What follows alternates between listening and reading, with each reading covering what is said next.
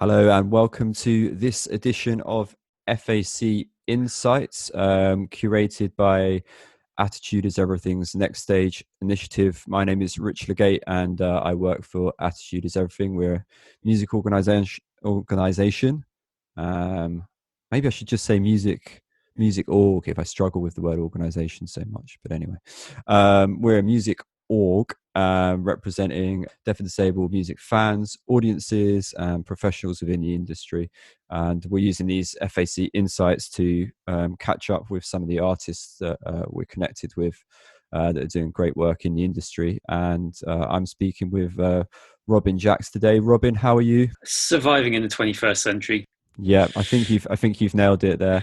And Robin, where are you based? You're somewhere in the Midlands, right? So at the moment, I'm in Moseley in Birmingham.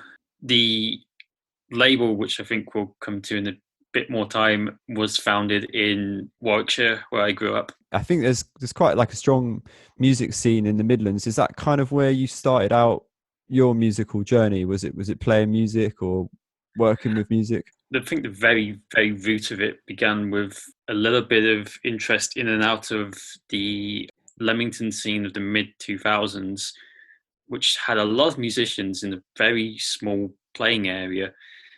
But it didn't really develop for me until I started working for a record label based in Coventry called Tin Angel.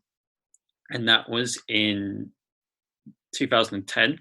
That was after working with the affiliated venue they have. It's now called the Tin Music and Arts. And I was there for 5-6 years. And then I was developing my own musical practice in that time. Yeah, the Tin is a great venue actually. I think we've been working with them from actually Everything's point of view. We've worked with them and they're on our charter as an accessible venue. Have you kind of kept in touch with how venues and different parts of the music scene are keeping going around you in the Midlands at the moment? It helps that my housemate, for one, he works down at Centrala in Birmingham, and he had a little period of time in the summer where they were able to do some socially distanced gigs just outside in the main part of what's called Minerva Works. And BBC Midlands Today came down, interviewed him.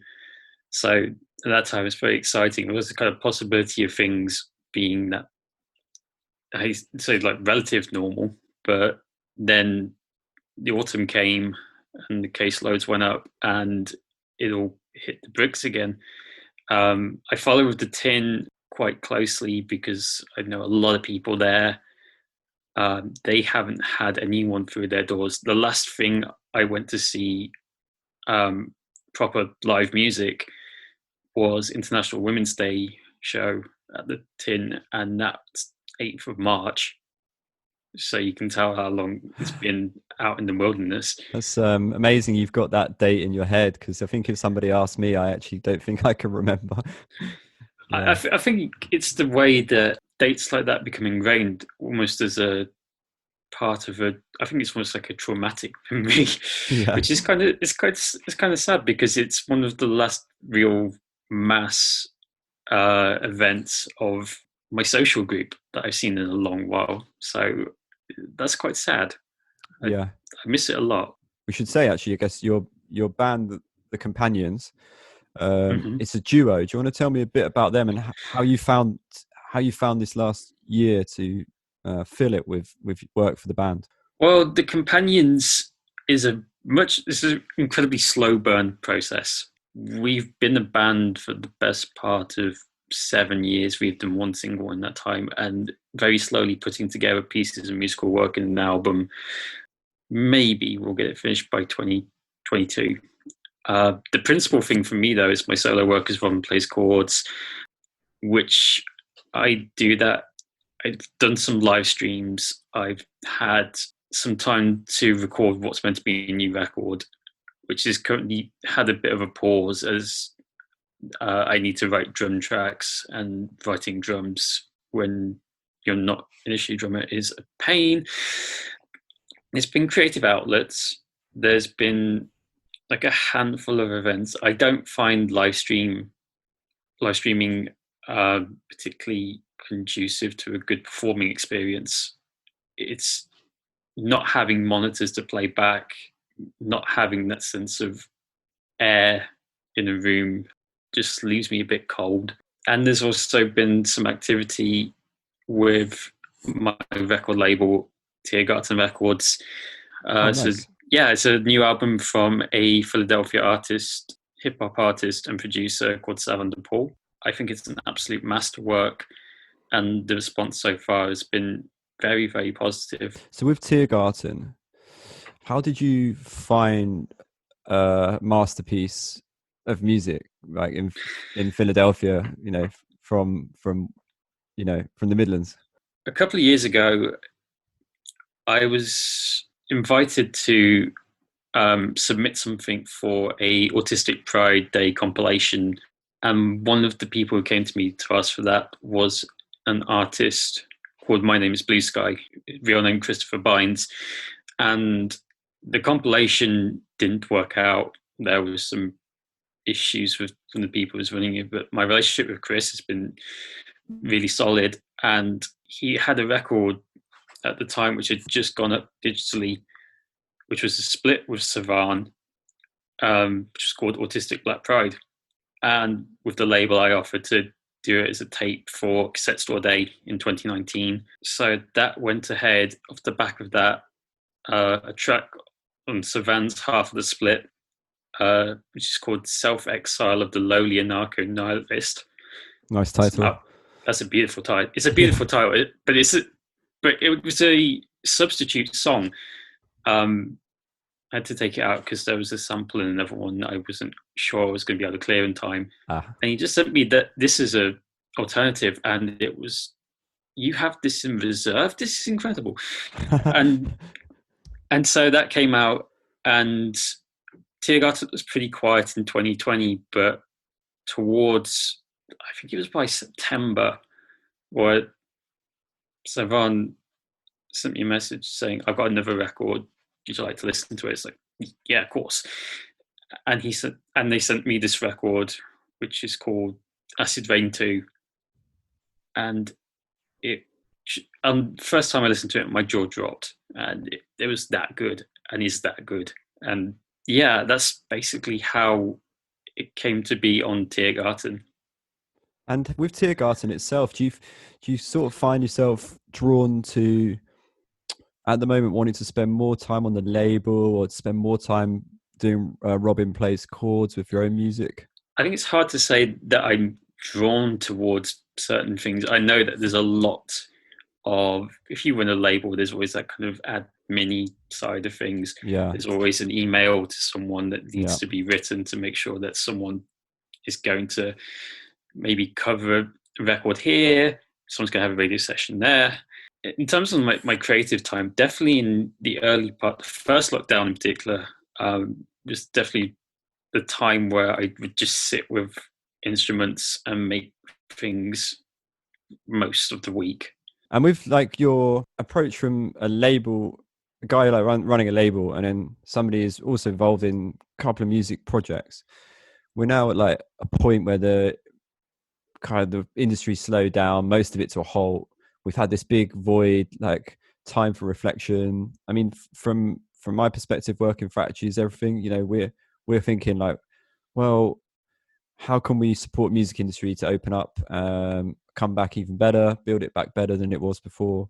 Are there any areas where you really love to see like both the live music industry and just generally the music industry come back differently to how it was when we like left it back on, well, for you, the 8th of March, 2020? That's the day the music died. Yeah. We've had discussions before in Attitude is Everything Next Stage about the things that live music didn't quite get right, and those things are still valid. The access requirements, the openness of spaces for people to come back and enjoy live music, that makes a huge difference to the inclusivity of our scene, and it's a positive thing when we do that. I know that there's the back and forth on the Broken Record campaign, for example. With Tiergarten, streaming was never really a big part of its like financial makeup. It's nice to have that shop window in a sense, and I think a Yeah. lot of people who start like small independent labels kind of realize this, and they put their energies into going into concerts and physical records, which is great if you can do it. Um, I think there's a kind of an issue of the economics of product that needs to be addressed, and also there's obviously the environmental costs that come with it. Is there anything you're particularly kind of like actually chomping at the bit to get back to, like excited about coming down the tracks? Come on, Robin, you can do it. It's really hard to know, like there's like a single thing, because the ecosystem that we're so used to has been either running just in the lower revs of first gear or been stuck in neutral for quite a while. So having to, there's going to be that little window where things start up again, and you're going to get slightly discombobulated with, like, is this how it was? That kind of feeling. I miss record fairs. Record fairs were really positive experiences for Tiergarten, because one of the things that, with the ethos of our label, it's something that has to really be explained to people in person. And you see people's faces change when that is spelt out for them, and it's warm, and we do a lot better when we can talk to people face to face. Final kind of question I wanted to ask on, because you mentioned it there and I don't actually think I've given you the opportunity to. If I was at a record fair, coming up to you guys at Tiergarten, how would you explain the message of the label to me as somebody who's not heard about Tiergarten before? I would say that Tiergarten is an inclusive, neurodiversity focused record label. I myself am autistic. I went through a point in my life where I didn't see a lot of people like me in the industry, and I wasn't sure why that was, but and no one was going to give a kind of alternative answer as to why, or here's how you stay in it.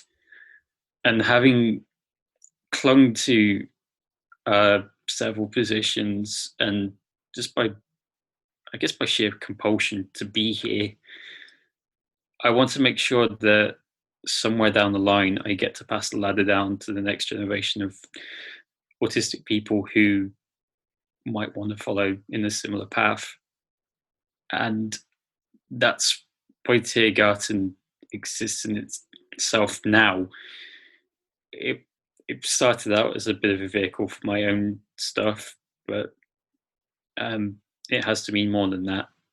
It still has to go beyond my own kind of personal interests, because there are bigger things than that in the music industry. And I think that's the ultimate goal of the label, and I hope we succeed. As you're listening to this, you'll be able to find links to Robin's label below in the description. You'll be able to find links to Attitudes Everything's Next Stage initiative, find out a bit more about what I do. And thanks very much for listening.